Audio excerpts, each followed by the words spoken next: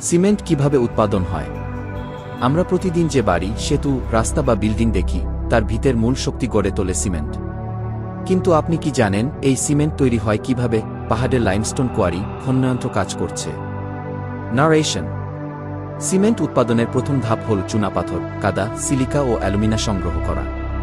পৃথিবীর গহীন থেকে বিশাল সব পাথর কাটার মাধ্যমে শুরু হয় সিমেন্টের যাত্রা। পাউডার আকারে মিশ্রণ হওয়া, কনভেয়র বেল্টে চলা। নারেশন। ক্রাশ করা পাথর এখন গ্রাইন্ডার বা মিল এগিয়ে একদম সূক্ষ্ম পাউডারে পরিণত হয়। এই পাউডারকে বলে রমিক্স।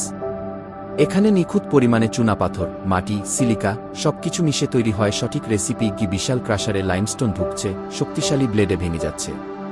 নারেশন।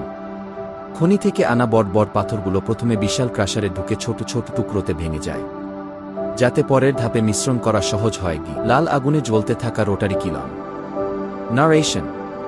এরপর রমিক্স ধোকে বিশাল রোটারি কিলনে, যা 60 থেকে 100 মিটার লম্বা একটি ঘূর্ণায়মান চুল্লি। এখানে তাপমাত্রা পৌঁছে যায় প্রায় 1450 ডিগ্রি সেলসিয়াসে।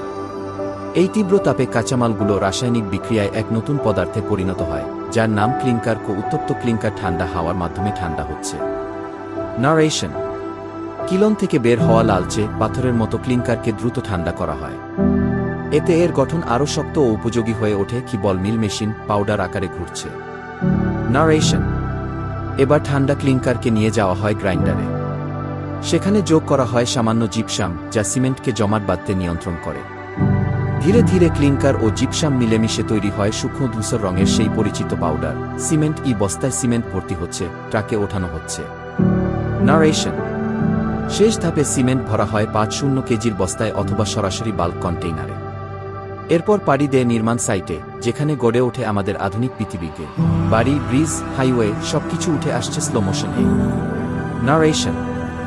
এইভাবেই পৃথিবীর কোটি কোটি মানুষকে আশ্রয় দেওয়া, উন্নয়নের গতি বাড়ানো এবং নতুন স্থাপত্যের জন্ম দেওয়ার মূল উপাদান সিমেন্ট প্রতি মুহূর্তে তৈরি হয়।